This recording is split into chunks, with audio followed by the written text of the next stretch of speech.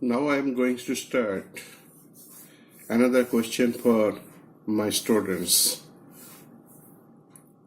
It has also been set in 2017 under Calcutta University BCom Honors.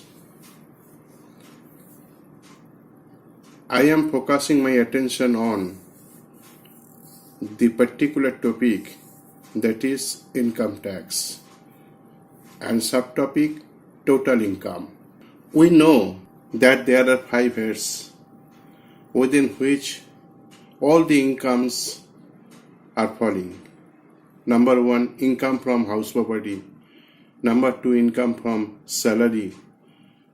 Number 3, income from business and profession. Number 4, income from capital gains. And number 5, the last important point or source of income, when the income does not fall under any category of the said 4 classifications, then it will have to be taken under income from other sources.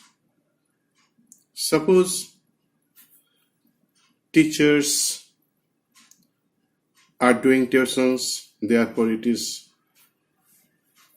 an income from other source, and likewise. Therefore, through this question, I would discuss how total income is to be calculated, number 1. Number 2, what will be the tax liability, and number 3, some deductions are there, and I have to discuss different deductions included in the question. Let's start. Mr. S. Bardhan, a resident of India, is employed in a public limited company. We know in case of limited company there are 2 categories. Number 1, public limited, and the other is private limited. In case of public limited company, shares may be transferred, but in case of private limited, it is not issued in the open market.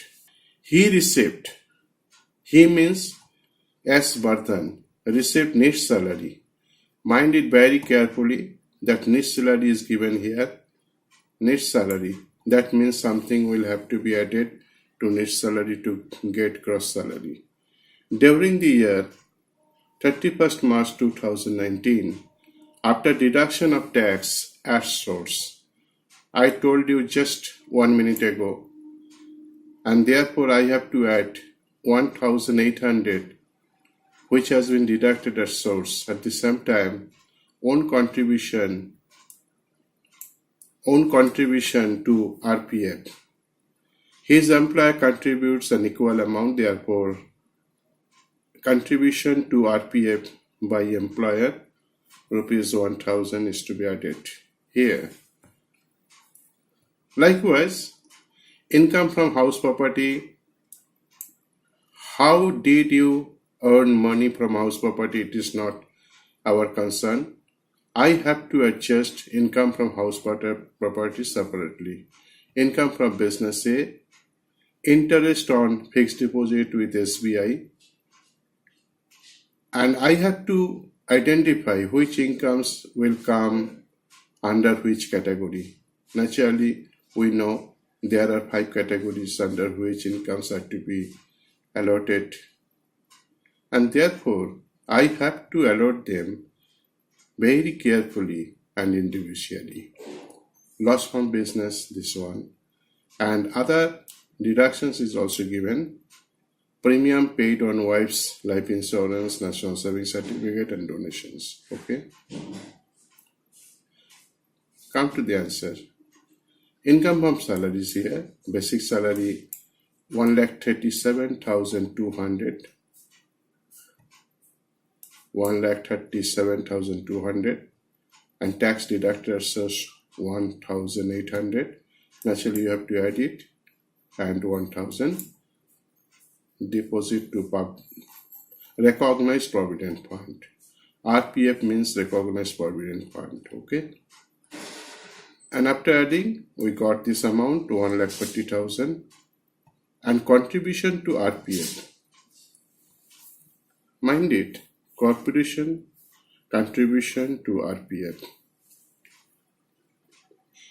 That means own contribution 1,000, and it is also exempted because it is deducted in excess of 12% of salary, that means basic plus DA.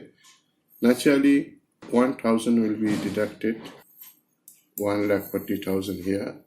There is no other item in the question relating to salary, therefore I have to go to the conclusion that is standard deduction under section 69A. 40,000 maximum deduction, or if you earn below 40,000, then that amount will have to be deducted. For standard deduction 40,000 and deduct it. We got 1 lakh indeed. This is the first source of income. I told you, income from salaries. Number 2, income from house property. How much? It is also given here. Income from house property 30,750. Therefore, I took this amount only. No deduction, nothing else. Number 3, profits and gains from business and profession. Profits and gains from business and profession. Profit from business A, 2,36,000. That was profit. At the same time, he suffered loss of rupees 13,200. Therefore, you have to deduct that amounts because it is nothing but a loss.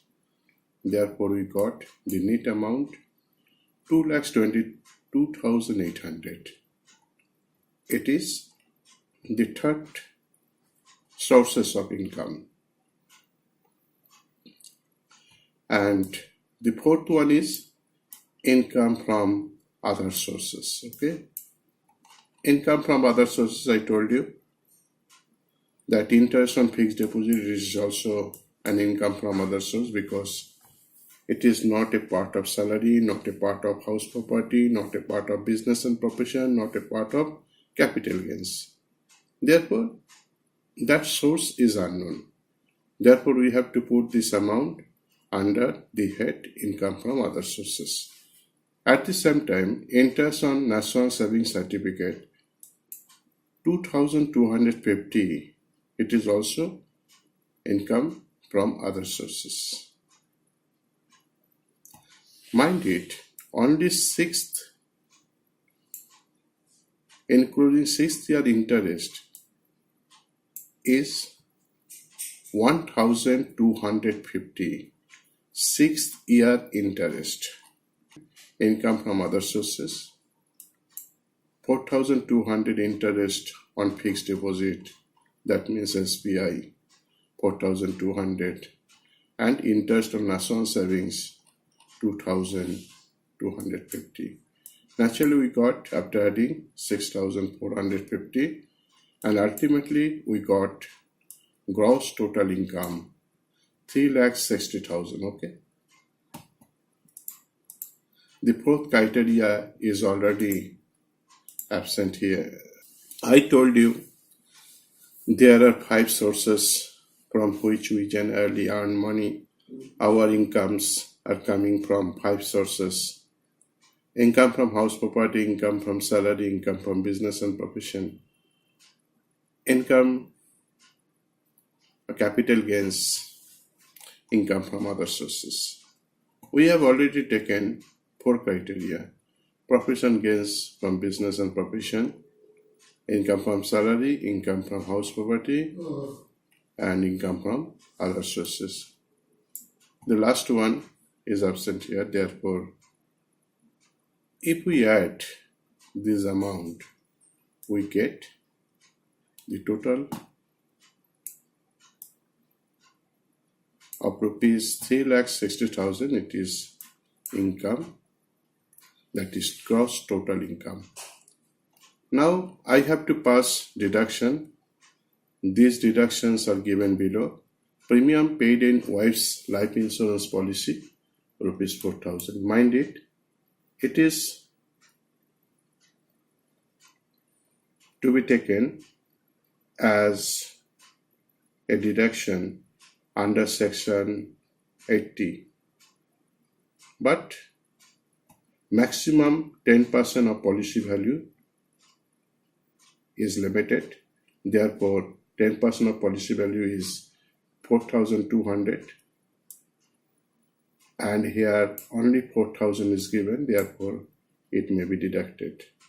But if it were 5,000, then I have to take 4,200, okay, because it is crossing the boundary. Now come to deduction under section 80C. Own contribution 1,000. It was the employer's contribution. It was the employer's contribution to RPF.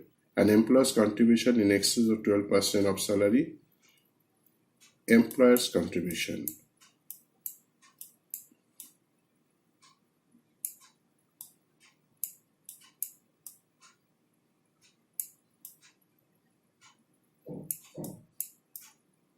Employer's contribution, okay, at in excess of 12% of salary is added.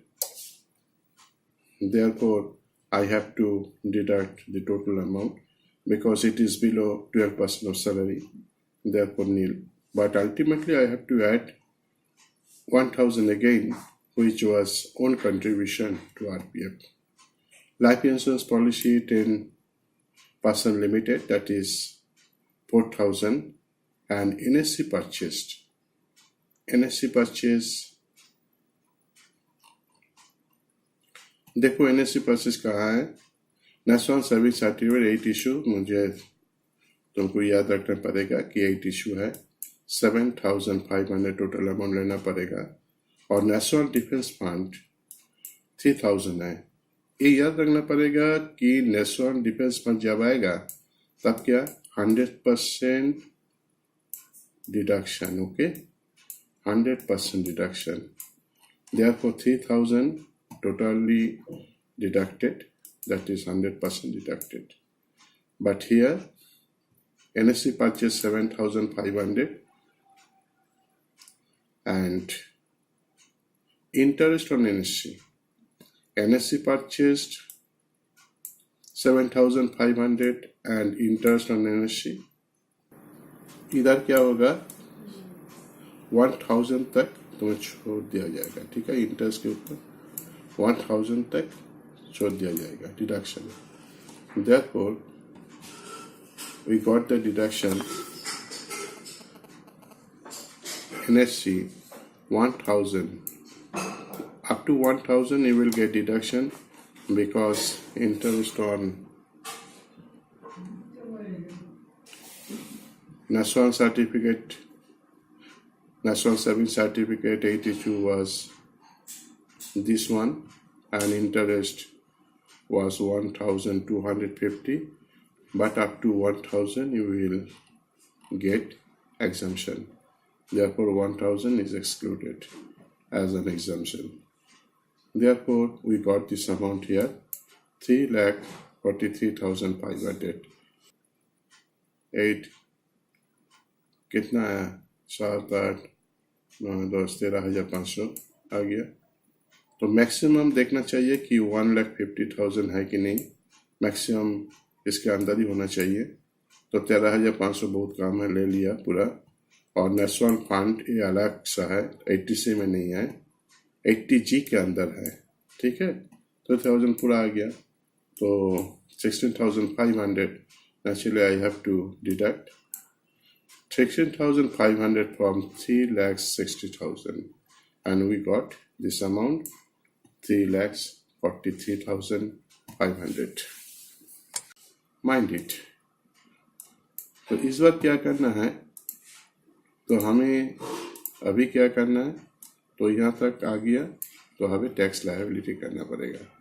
देखो tax liability के अंदर कैसा है, कितना tax देना पड़ेगा, how much taxes will have to be paid, because he earns 3,43,500 during this assessment year. Therefore, how much taxes will be paid by him? Tax liability. It is called tax liability. देखो 1920 के अंदर tax liability क्या है, उतना इसका income था 3,43,500 up to 2,50,000 कोई tax नहीं देना पड़ेगा, ठीक है. Therefore, you have to deduct this amount from that, and we got this amount. Naturally, from 2,50,001 rupees to 5 lakhs, यहाँ तक 5% देना पड़ेगा. तो मेरे पास है 93,500, but up to 2,50,000 you will have to pay taxes at the rate of 5%. Naturally, मुझे एक calculation करना पड़ेगा. 93,500 के ऊपर 5% कैलकुलेट करने के बाद मुझे मिला है 4,650.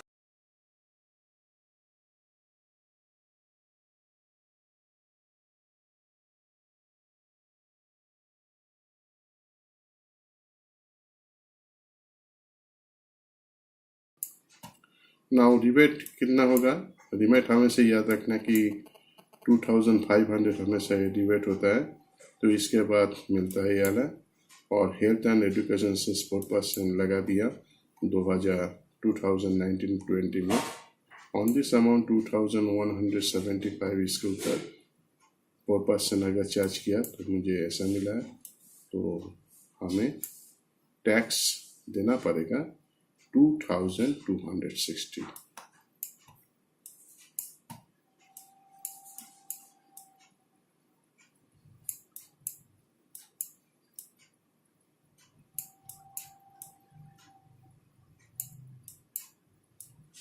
पे करना पड़ेगा, ठीक है.